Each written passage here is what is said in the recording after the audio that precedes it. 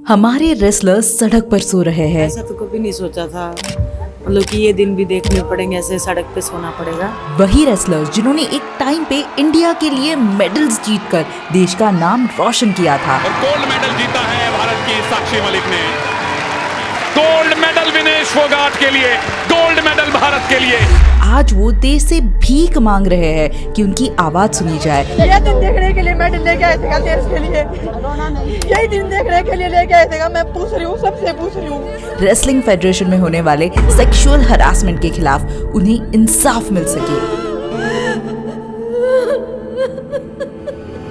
मगर क्यों?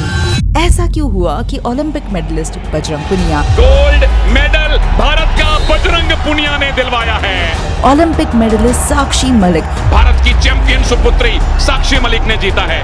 World championship medallist Vinesh Phogat, लगातार तीसरा गोल्ड मेडल कॉमनवेल्थ गेम्स में भारत की चैंपियन विनेश फोगाट को मिला है। और उनके साथ कई और रेसलर्स अपने 2024 ओलंपिक्स की प्रैक्टिस को छोड़कर दिल्ली की सड़कों पर प्रोटेस्ट कर रहे हैं। दिल्ली के जंतर मंतर पर देश की महिला पहलवानों को धरना देते हुए 17 दिन हो चुके हैं। हमारा देश संविधान में चलता है, हम कोई हत्या करने वाले नहीं हैं, हम गुनहगार नहीं हैं। हमें न्याय चाहिए। जो हमने लड़कियों की तरफ से जो कंप्लेंट्स गई है उसके खिलाफ में कार्रवाई होनी चाहिए।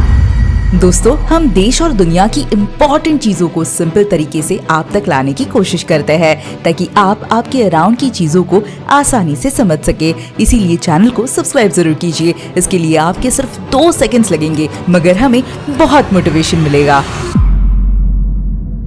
दोस्तों, ये सिचुएशन मुझे दंगल मूवी की याद दिलाता है। दिमाग पाड़ रखी है साड़ी पे ड्रेसर ने, खोखला कर रखा है स्पोर्ट्स को। हमारे रेसलर्स बचपन से ही खूब मेहनत और प्रैक्टिस करते हैं, चाल और तेज भाग बबीता, नेशनल जीतते हैं और फिर इंडिया को रिप्रेजेंट करने के लिए रेसलिंग फेडरेशन ऑफ इंडिया जाते हैं अपनी आगे की तैयारी करने के लिए। मगर इन रेसलर्स का ये कहना है कि यहाँ पर कई सारे यंग फीमेल रेसलर्स का सेक्सुअल हरासमेंट होता है उन्हीं के कोचेस और WFI के चीफ ब्रिजभूषण द्वारा। जो कोचेज होते हैं वो खुद लड़कियों का शोषण करते हैं और अध्यक्ष जी ने खुद पता नहीं कितनी लड़कियों का शोषण किया आज तक। Top female wrestlers accused their federation chief, Brij Bhushan Singh, of being a serial sex abuser of at least 10 female athletes. और रेसलर्स इनके रेजिग्नेशन की मांग कर रहे हैं। हम चाहते हैं कि उनका इस्तीफा लीजिए और उन पे कार्रवाई की जाए ताकि आने वाले यंग रेसलर्स के साथ ऐसी सेक्सुअल हरासमेंट ना हो, जिससे जो आज के आने वाली हमारी बेटियां हैं उन पे अत्याचार ना हो। मगर इस पर WFI चीफ ब्रिजभूषण, जो एक मेंबर ऑफ पार्लियामेंट भी है, उनका ये कहना है कि ये सारे एलिगेशंस झूठे हैं और मैं पूरी तरह से निर्दोष हूँ। इन आरोपों का सामना करने के लिए तैयार हूँ। और अगर वाकई में पिछले 8 से 10 सालों से उन्होंने सेक्सुअल हरासमेंट किया है तो ये लड़कियां पहले सामने क्यों नहीं आई? तो अगर कोई कंप्लेंट थी तो खेल मंत्रालय के पास जा सकती थी, पुलिस के पास जा सकती थी, मीडिया के पास जा सकती थी, कहीं तो जा सकती थी। ये 10-15 दिन के अंदर ही क्यों ऐसा निकल करके आया? एक्चुअली ब्रिजभूषण कैसरगंज के एक दबंग है और इनके खिलाफ कई सारे क्रिमिनल केसेस है, टाडा से लेकर गैंगस्टर एक्ट तक के केस का सामना ब्रिजभूषण शरण सिंह कर चुके हैं, जिसमें murder, sexual harassment, connection to the underworld जैसे कई सारे चार्जेस शामिल है। मगर हर बार या तो एविडेंसेस गायब हो जाते हैं या फिर विटनेसेस बैक आउट कर देते हैं। कोई और तरीका, जो सिंगल कंप्लेंट्स करने जा रही थी उनको दबा दिया गया। नकल माफिया वाली बात लगी आप पर, वहाँ तो आपने धो लिया, जिसकी वजह से ब्रिजभूषण अभी भी पावर में है। उन्होंने तो 2020 के एक इंटरव्यू में खुद ही मर्डर का कन्फेशन दिया है। मेरे जीवन में मेरे हाथ से एक हत्या हुई है। लोग जो कुछ भी कहें, मैंने एक हत्या की है।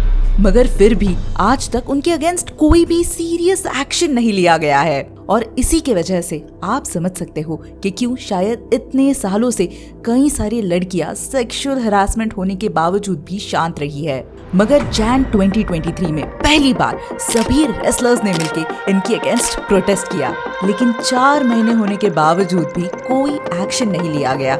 इसीलिए एक बार फिर से सभी रेसलर्स सड़कों पर प्रोटेस्ट कर रहे हैं।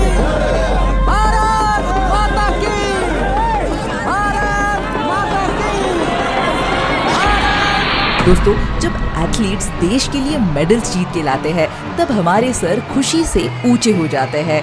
हम उन्हें कंग्रेचुलेट करते हैं। भारत की बेटी साक्षी को बहुत बहुत बधाई, बहुत बहुत शुभकामनाएं। मगर आज जब इन्हें हमारी जरूरत है तो हम शांत क्यों बैठे हैं? जब वो मेडल्स लाते हैं तब वो हम सब का यानी वो देश का मेडल है।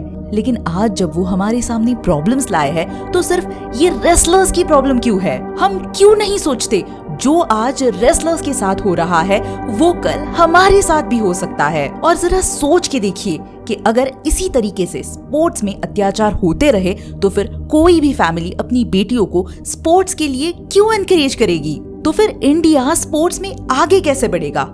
मेडल्स कैसे जीतेगा? इसीलिए दोस्तों मुझे इस इम्पोर्टेंट टॉपिक को आप तक लाना जरूरी था। और आपसे भी एक रिक्वेस्ट है कि इस वीडियो को ज्यादा से ज्यादा लोगों तक शेयर कीजिए। इसमें आपके सिर्फ 2 सेकंड्स लगेंगे, लेकिन इससे देश को बहुत ज्यादा फायदा होगा। क्योंकि हमारी बिगेस्ट स्ट्रेंथ हमारी देश की जनता है, हमारी डेमोक्रेसी है।